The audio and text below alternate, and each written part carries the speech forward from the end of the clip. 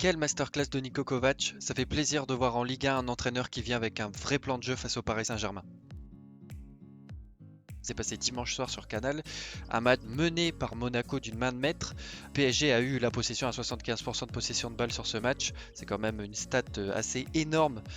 Comment Monaco a pu faire pour pouvoir briser le PSG sur ce match après leur masterclass face à Barcelone. Simplement Monaco a joué sur ses faiblesses, c'est-à-dire qu'ils ont bétonné derrière une défense à 5. Badiachil, Maripane, Disasi, Aguilar, Caio Henrique. D'habitude ils jouent avec Aguilar et Caio Henrique sont plutôt des latéraux offensifs. Là ils ont été tout le long du match derrière. Il y a eu un énorme match aussi de Sofiane Diop et de Chouameni, deux joueurs qui ont vraiment bien tenu leur vis-à-vis en phase défensive, en phase offensive aussi. Il y a eu deux bonnes ressorties de la part de Monaco de toute façon sur le match. Le but de Diop après une remise de la tête du latéral et le but de Maripane sur un dégagement foiré de la part de Herrera.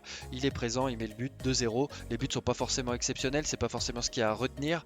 C'est trop de passivité de la part de la défense parisienne et des belles contre-attaques menées par Monaco, elles n'étaient pas exceptionnelles, hein. C'est pas ça qui leur a permis de tenir ce match, c'est plutôt leur plan de jeu qui était vraiment bien dessiné. Mbappé était toujours entouré d'au moins Disasi, Aguilar et Chouameni, donc il pouvait rien faire du tout sur l'attaque.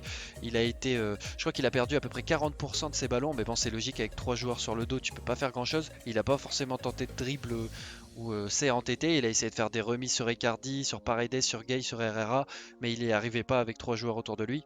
L'erreur par contre de la part de Pochettino, ça a été de mettre Herrera un peu plus haut sur le terrain, il n'en a pas la capacité, il a un niveau technique qui est quand même assez intéressant, mais par contre pour jouer le rôle de liant entre le milieu de terrain et l'attaque, c'est pas assez important.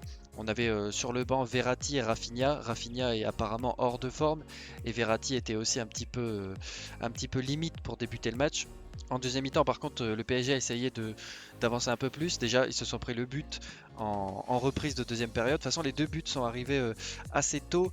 Suite à ça, on a Verratti et Raphaël qui rentrent, Rafinha. Raphaël Alcantara, j'ai failli dire Thiago Alcantara avec l'habitude de le voir, mais bon, ils ont apporté un peu de solidité au milieu, mais ça n'a pas forcément été dingue. On a aussi Pereira qui est rentré à Danilo qui est rentré à la 73e et Draxler.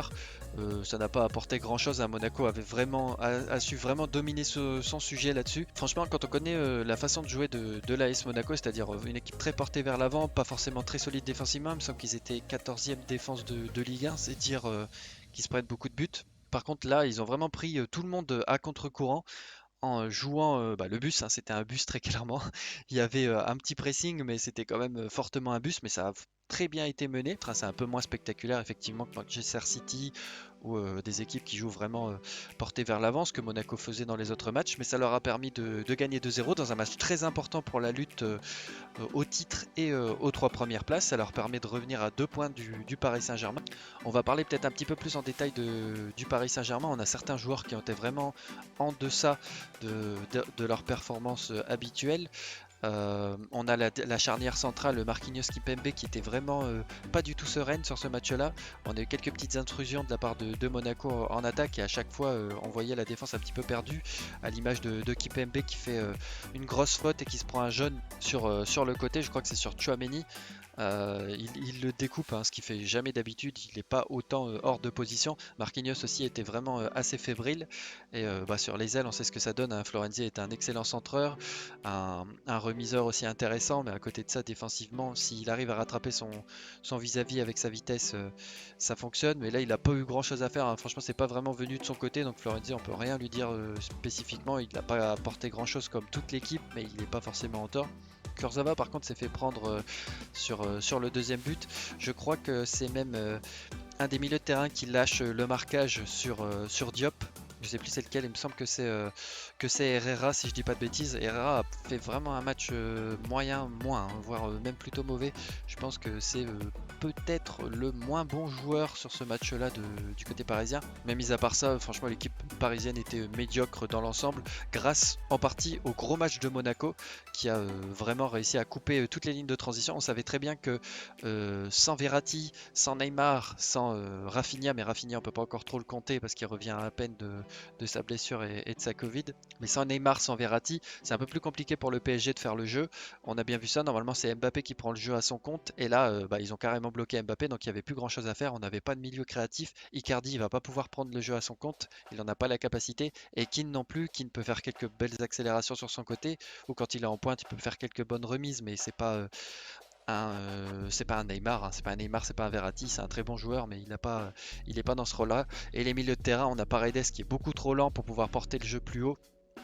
Il se fait reprendre dès qu'il y a un peu de pressing, il est un peu perdu, même s'il a réussi à s'en sortir 2-3 fois hier avec les pressings de Monaco, mais c'est trop limité. Gay apporte quelques petites choses intéressantes dans ses montées, mais c'est pareil, c'est pas un joueur qui va faire le jeu. Et Herrera, on aurait pu le croire au vu de ses certaines capacités techniques qu'il aurait apporté un petit plus offensivement, mais bon, on s'est vite rendu compte que c'était bien trop mauvais.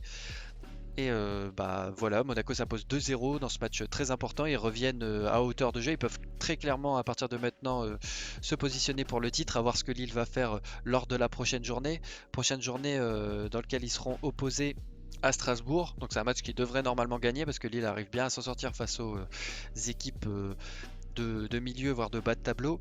On a un énorme Marseille-Lyon la semaine prochaine qui va être très très important pour le titre parce que Marseille revient bien en ce moment. Lyon commence à caler un petit peu d'un point de vue technique et tactique. Donc on verra ce que ça va donner. Ça va être un match très intéressant. Je pense que je vais débriefer ce match-là la semaine prochaine.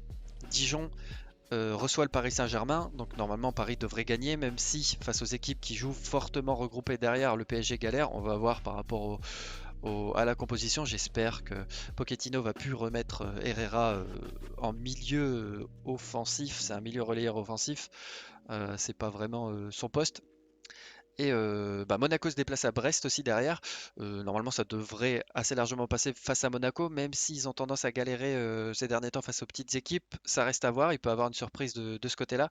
Et à côté de ça, on a quelques autres matchs intéressants. Par exemple, Rennes-Nice. Bon, deux équipes qui déçoivent cette année, mais qui peuvent donner un match intéressant.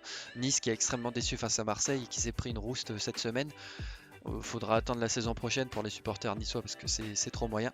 J'espère que cette petite vidéo vous aura plu. Je vais essayer de mettre une petite musique, essayer de vous mettre quelques petits instants du match. Je verrai bien si je suis strike, je les enlèverai malheureusement. Vous les verrez pas. Mais sinon, je ferai de mon mieux pour que ça soit une vidéo intéressante. N'hésitez pas à vous abonner à la chaîne si vous souhaitez suivre d'autres débriefs, à laisser un like si ça vous a plu et à mettre un petit commentaire si vous voulez que je débriefe un match en particulier la semaine prochaine. Allez, portez-vous bien. Salut!